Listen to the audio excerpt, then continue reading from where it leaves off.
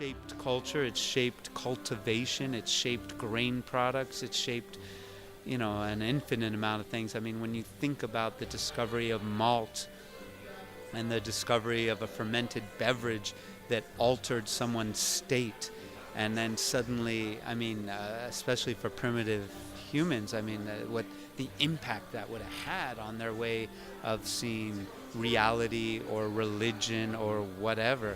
Oh, geez, what do I like about beer? God, I like everything. Beer is so open.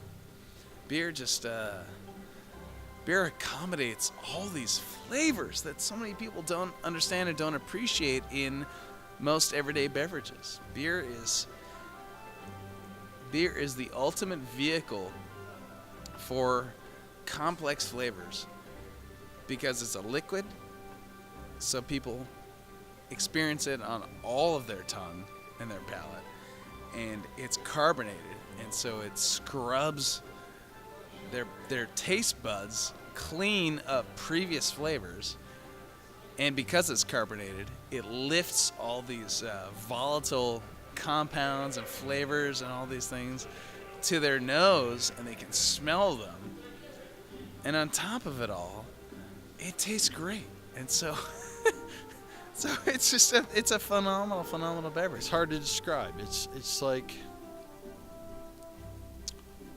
making food, but it takes 3 weeks to make.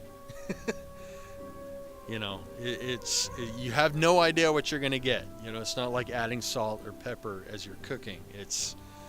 You get what you get 3 weeks earlier, and then as the beer is released, then you're like, okay, I got to do this next time. But hopefully you're proud of your beer. It's a funny thing. I certainly love the styles, the flavors, the tradition. Beer is the oldest fermented beverage known to man. It is older than wine. The residue they find on pottery from in Mesopotamia or whatever. Some people claim beer was the reason humans started domesticating grains. And literally led to agriculture. That's a whole nother conversation. Someone left some water or some bread soaking in water, wild yeast got in there, fermented, and some adventurous person drank the liquid and got intoxicated off it, and that's the discovery of beer. I started homebrewing when I was 16 years old. 24 years ago, just because I couldn't buy it. I bought it, the raw materials from a place on Taraval Street when I was going to high school, and it turned into a passion after my dad challenged me to make bigger and better and hoppier beers. After just making beers that would just get me drunk, it just just to push my limits after a while. And I put together a group of investors, and I opened Thirsty Bear. Basically, it was a hobby that got out of control. There's no doubt about it, because I had a very nice law career before that.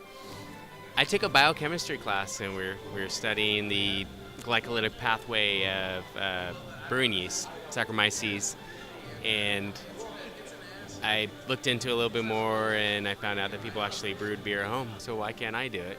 Beer has a lot of inert colloids and shit that doesn't need to mix with sensitive chemicals.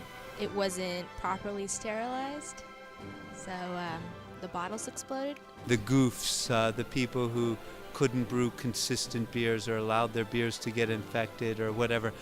That sort of brewing is not tolerated at all. You won't last a second in the business, whereas before you could, because people didn't know, and it was sort of the artisan nature that attracted people. Eventually Louis Pasteur discovered yeast cells, and then they were able to isolate yeast cells, brew different styles, and then the Industrial Revolution with steam and refrigeration really took off. Transportation, breweries were able to brew beer and distribute it widely.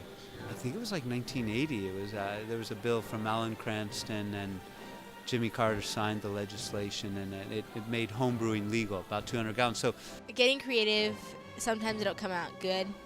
You think, a lot of honey will taste good, cranberries might taste good, but sometimes it doesn't taste good. It just depends on how much and the way you make it? You know, I don't know. I know that the history is that brewers for a long time didn't have any clue what they were doing as far as yeast went. They thought that a lot of the product that they enjoyed, the beer that they enjoyed, was based on the process, and the process was mystical to them. They didn't understand. So yeast used to be called God is good. That's the way they used to say it in Belgium. I mean, there's a lot of historical confusion about what yeast was. They'd use wild yeast that just drift in through the air. There's bacterial fermentations, which can sour beers. A lot of people don't understand the precision in beer making. Yes, it was a completely mystical experience. It was a big pasty substance that no one understood what it was for and why it helped beer, and more importantly, why it should be cleaned out of tanks. So if they ever cleaned a tank, they didn't know why they should get rid of this pasty sludge. And it turns out that pasty sludge is basically what makes beer what it is. People like their IPAs, their India Pale Ales, but you know, we're having a hop crisis too. Hop prices are going through the roof, and so that's going to change the way some brewers are brewing because of the amount of hops they can use and still sell beer for what people are used to paying. Luckily, brands like Budweiser or Pabst Blue Ribbon, they don't use any hops anyway, so they're not so affected. But now everyone's affected, actually. But The 4 base ingredients alone, water, malted grains, hops, and yeast, are, there's so many different varieties of each one that you can use that can add to a beer. Fruits like, some guava, some coconut, some wax, some smoke, some cotton candy, some bubble gum. You can get some dried fruit flavors, a lot of stone fruit flavors. So you get some raisins and some plums, some prunes, some apricots, dried apricots. All these good things. All these weird flavors come out from the fermentation of simple sugars into alcohol and carbon dioxide by brewer's yeast. there's very clear reasons why we're having certain food shortages and grain shortages.